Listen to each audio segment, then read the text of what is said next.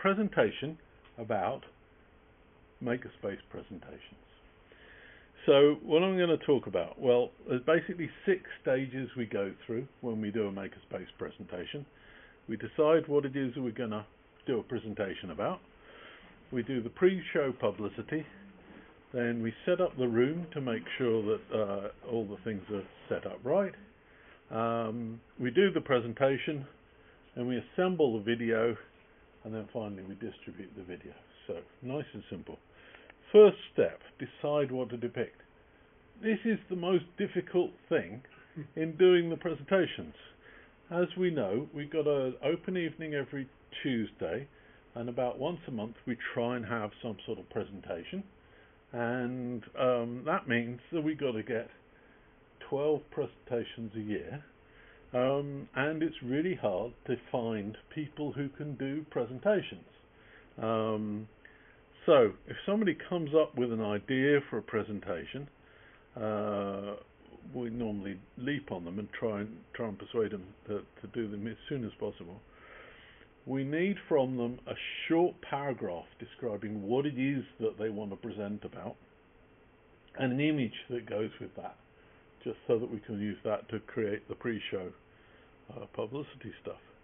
And then once we've decided, yes, we've got that short paragraph, we've got that image, then we need to decide when are we going to do it. We do all our presentations at 8 o'clock, just after the announcements. And we normally want to have at least 2 weeks of pre-show time to do the publicity. So it needs to be about 3 weeks' time. Tuesday open evening. So here's the paragraph and the picture that I use for my for this presentation.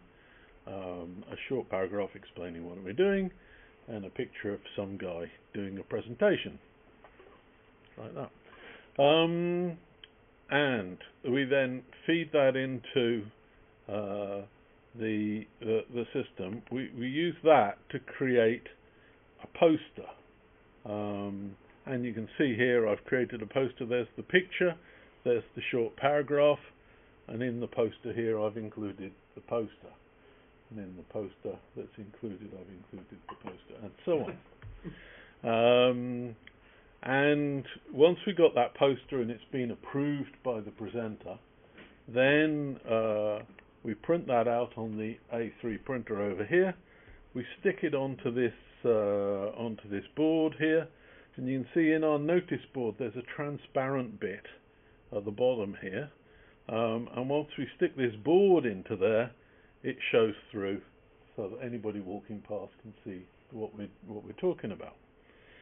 And the next thing we do is we use that paragraph and the picture to create a post on the website. And the post on the website, we make sure we front page it. And then when we've got the, if you have a look at the front page of the website, you'll see that there's something there announcing that the presentation is going to happen. But it doesn't just appear there. We also, towards the bottom of the front page, we have a calendar, and we want to put the event up on the calendar. So again, we need to create a little icon to show what it is and put it up on the calendar.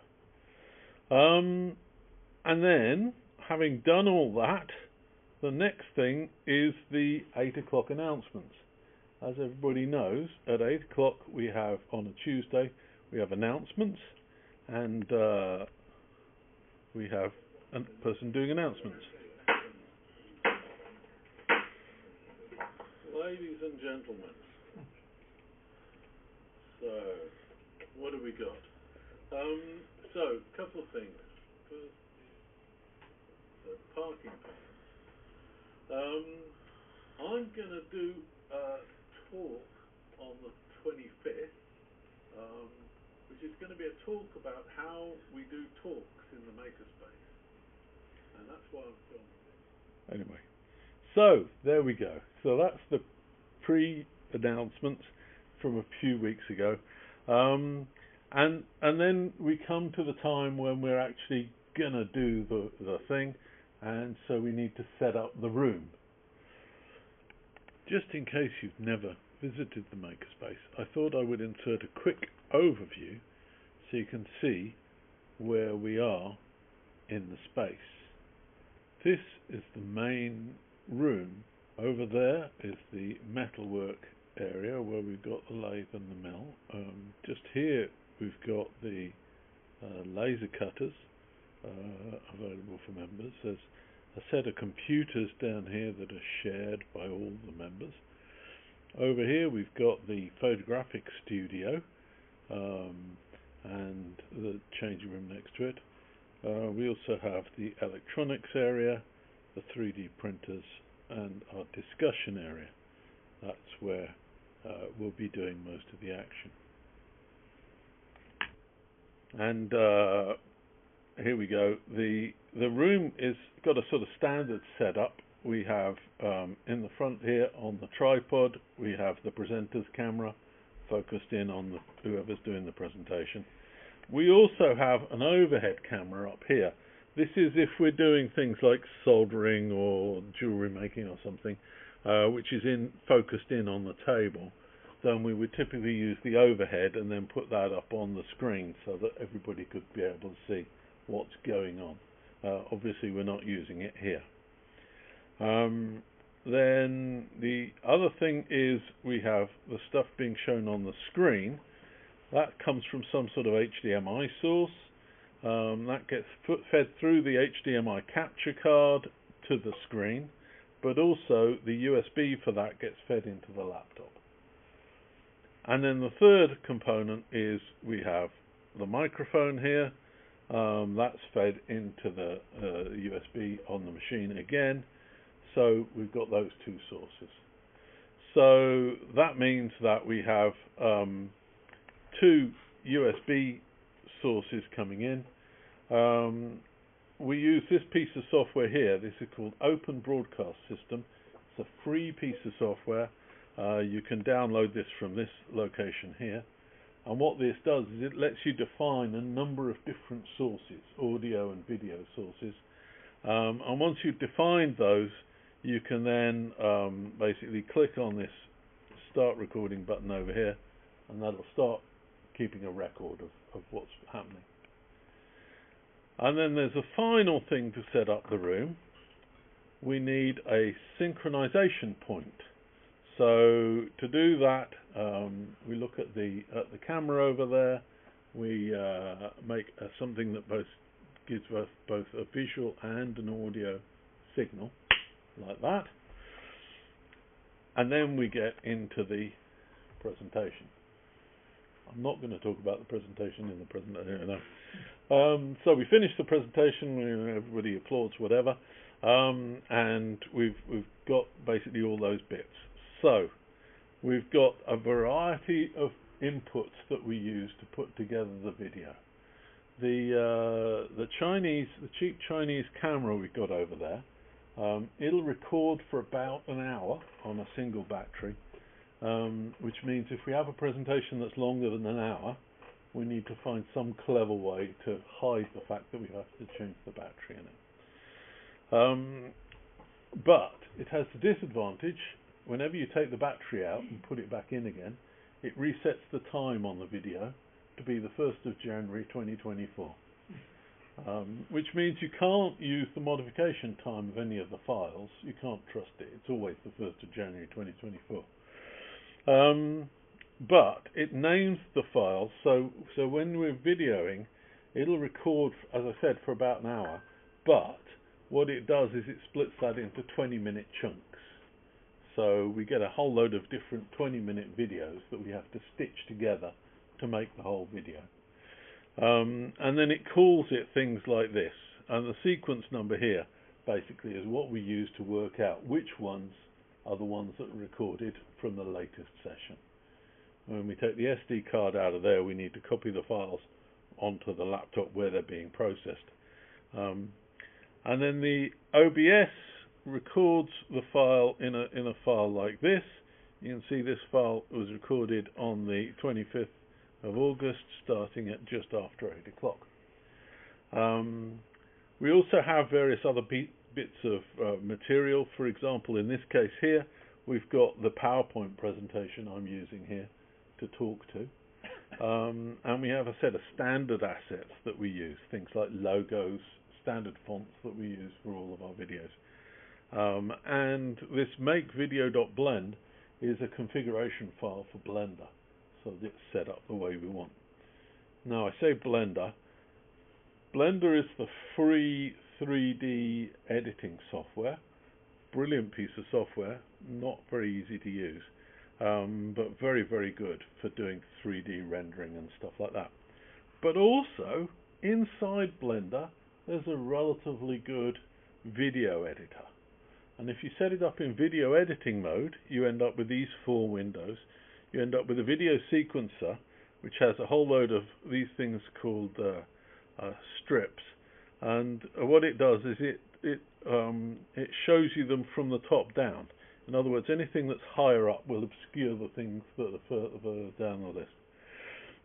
In this case, we've got a strip of video and a strip of audio. And then below that, we have the timeline, so we can move around the whole video to see where we are in time. Over here on the properties thing, any of the strips we've picked, we can see what the properties of that are here. And then finally, we've got the outliner. The outliner is only really used if we've got some 3D assets we want to insert into the videos, which we don't normally do. But it's always on there. So the Blender software we can download from this location here. And what I'm going to do is I'm not going to end the show. I'm going to go to here where I actually have Blender running. And I'm going to show you what we do to start off with editing a video. So if we go to, no, we don't go to there, we go to here. Windows has changed my directory a bit, so we go to here. There's that file from the 3D from the Chinese camera. I'm just going to download that, and I'm going to put that just there. So what I've done is I've changed it so that its starting point is at frame 0. And we can zoom in a bit here. You can see what this video is doing. If we have a look here. Okay.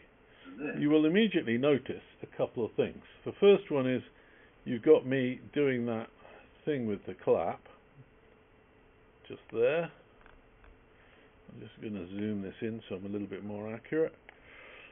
And I've got these markers in here. I can put the marker to say that's my synchronization point just there. However, the other thing you'll have noticed is that the sound was out of sync with the video. If I just do this again, listen for the clap. If I look directly at the camera and I do this. Yep, sound is out of sync with the video. This always happens with the camera. It takes a little bit longer to record the video than it does to record the sound. So I'm going to take this strip here and disconnect it. And I don't know if you can see, but on this audio strip, can you see there's the clap where the clap happens. If I just move that, I hope if I don't go right over the top, and just move it to where the sync is.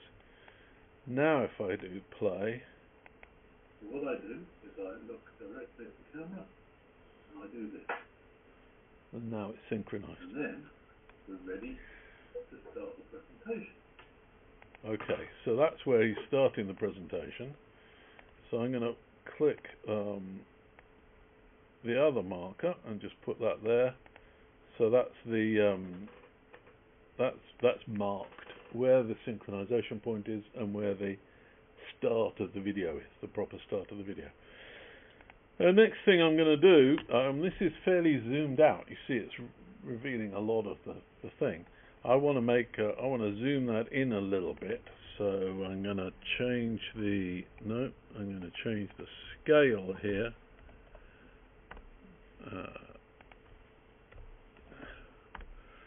just to make it that it's a bit zoomed in, and I'm also going to scroll that so that the presenter goes, there we go, into the bottom right hand corner.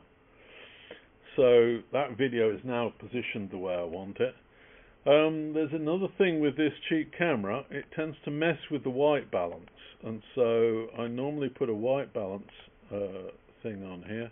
I'm just going to set the white balance on that point there. So then that's yellow, that wall. It is indeed yellow, but if I set it as white, pretend it's white, then that gives us the that gives us something that's going to be standard for when we put the next bit on. As I said, because it records every 20 minutes, so we need to put the next video on. Okay, so that's sort of messed with that, and now I'm gonna when we zoom out a bit, you can see there's a delay here. The delay of the sound relative to the video. You can actually see that visually. The next thing I'm going to do is I'm going to go to the OBS, and there's the OBS. This is where we're recording the screen and the audio. What's OBS stand for? Open Broadcast System. It's a free piece of software. And what I can do is if I move this, we can see I'm keeping that on the start there. I can sort of see, yeah, that's where the full screen goes up. And if I keep moving it back, okay, there we go. So I know that it starts, one of the first things it does is it switches the slide to that. So again, I can come in here and I can say, I also want this to be a little bit smaller, 0.65, and as I said, things higher up the list obscure the things behind, so I can move that over to that side and move that up to there. Okay, so now it's giving me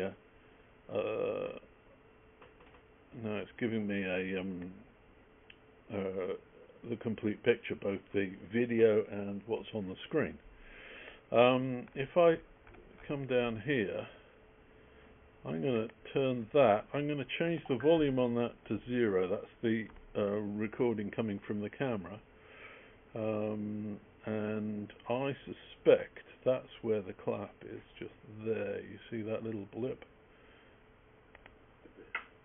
There we go. So that's where the clap is. So I need that. Oh, again, I need that to be on the sync point. And now let's have a look. Camera, and I do this. Great. And then we're ready to start the presentation. Okay, so what am I going to tell you about? I'm going to tell you about how we process. So that's giving us the start of the presentation. Now, the video starts just there, but what I'm going to do is I'm going to come back to about here or so. I'm going to make that the first frame in the video, the start frame, and I'm going to make the length 20,000 just because I know what the length's going to do. Okay, and now if I click on start over here, it'll automatically start at that point. Next thing I'm going to do is I'm going to come to this start point here, and I'm going to click on here and say split that strip and delete that, split that strip and delete that. And just for completeness, although the volume is 0, so it doesn't matter, I'm just going to split that strip and delete that. Okay, so now if I press start, it's blank, it's blank, it's blank, and then it starts the presentation. What am I going to tell you? So we don't want it to be blank right at the beginning here. So I'm going to go render that current image, and I'm going to save that as the image start. And then if I come in here, I'm going to take a copy of that image and scroll that down a bit. So that's showing the image for a very short amount of time.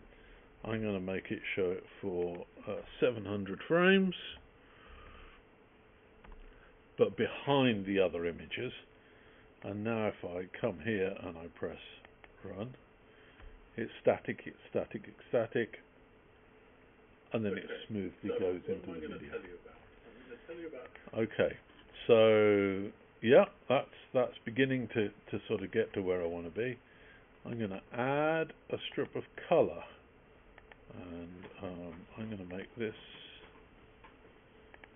700 frames long, and then I'm going to put that just there. You see how it makes that red? It means it's not allowed to put that there because it's overlapping another strip. So when I release it, it's putting it exactly butting up to that strip. So now when we come here, it's black. Well, that's because we've got black here. If I change that to white, it'll be white. And I'm going to change that to 0.7. So now we're making it slightly transparent so you can sort of see what's going on behind. Blender has the concept of what's called a keyframe. So a keyframe says, I want you to set that parameter to that value at that point in time. So if I do an eye here, that changes the color of this parameter and says, at that point in time, that's 0.7. And what I'm going to do is go to here and say, at this point in time, I want it to be 0, and make that a keyframe.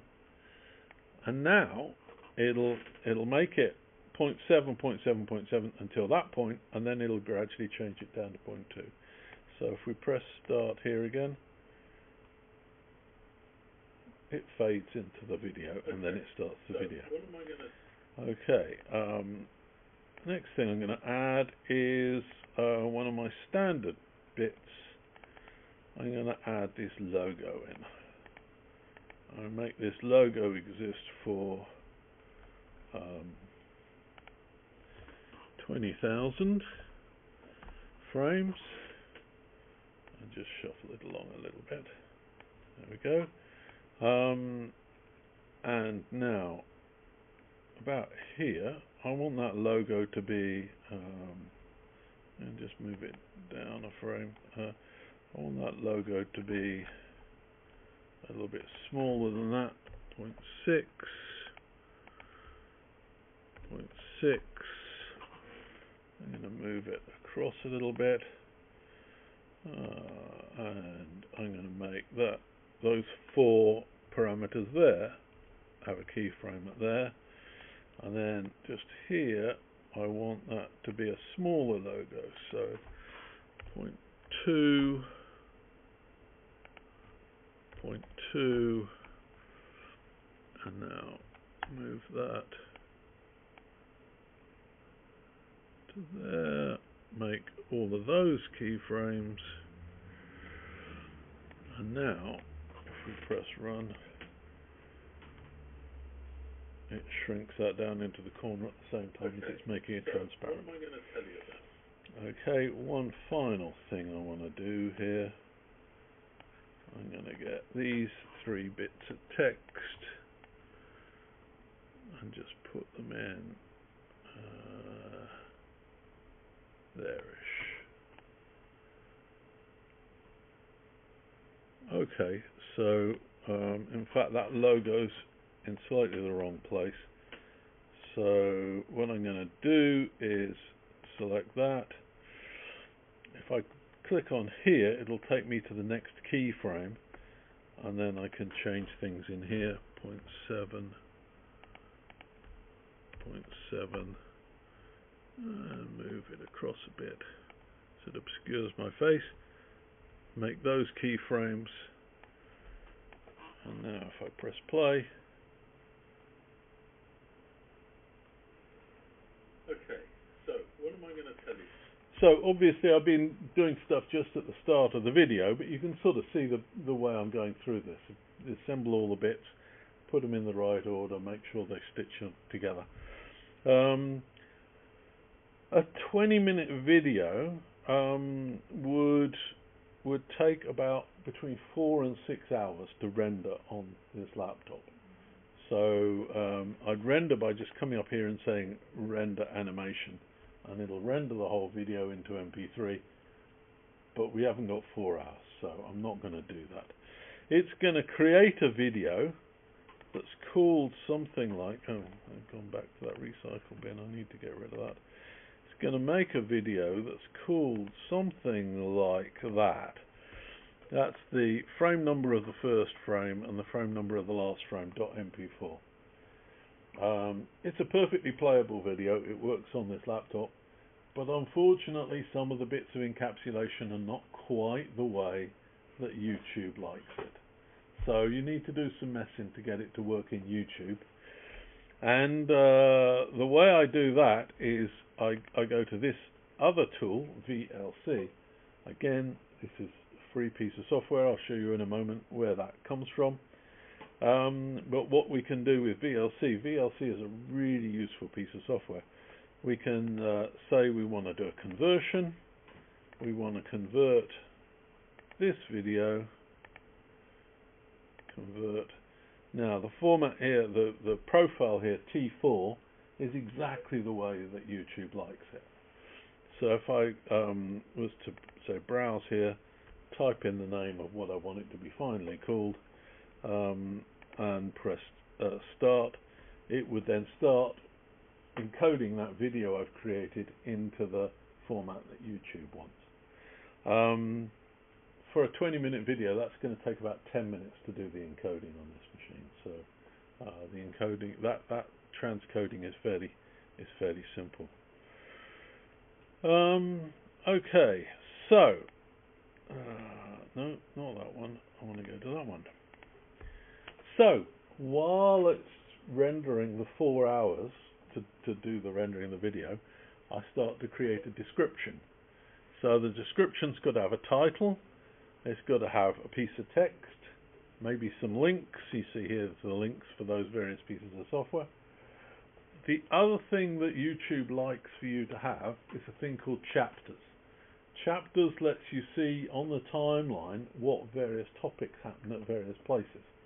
So you can put the chapters in while it's doing the 4-hour rendering. You can put the chapters in, but you need to say exactly which sequence or which time frame in the video each of those chapters starts. And in order to do that, we need to have the actual video. I'm going to go to that guy, cancel that, go to that guy. I'll get there eventually. So while it's doing the transcoding, I typically run this up in another window, and then as you scroll through, you can see where the chapters begin. So that's, you see how the slide changes. This is where deciding what to depict starts. So that's about 00:35.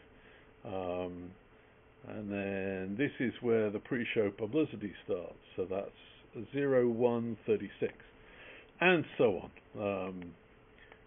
So we can fill those out while it's doing that final transcoding. Okay, and now we have all the bits we need. We have the description, we have the MP4 in the format that YouTube likes. So now we need to log into our YouTube channel and create the YouTube video, and it'll upload it. Once it's uploaded it, YouTube has a thing it checks to make sure there's no copyright, there's nothing that's dubious for kids to look at, and various things like that. So there's various checks they carry out. And while it's doing the checks, we upload the description. The one thing we do is we set the visibility to be unlisted. This is a special type of YouTube visibility that allows anybody that's got the YouTube link to run that video, but it doesn't show it to any of the public. And the reason why I do that is because then once I've done that and it's all been uploaded and stuff, I can send that link to the presenter and I can say to the presenter, are you okay with this video? And 90% of the time the presenter will have a look and say, yes, that looks okay. But 10% of the time they'll say, oh no, I'd rather that at that point you did that instead, or you highlight this, or you put this piece of text. So then we go around the sequence again. When the presenter has finally approved the video, we can set the visibility to public. We can add the YouTube link onto the web page. We can make an announcement the following week at 8 o'clock that say this video is now available. We can put it in the newsletter, whatever it is. So, those are the things that I just told you about. Does anybody have any questions? What's the difference then between the video you sent to YouTube and the MP4 that you made? Just some of the codecs and stuff need to be a slightly different. Oh, okay. Audio is a particular issue.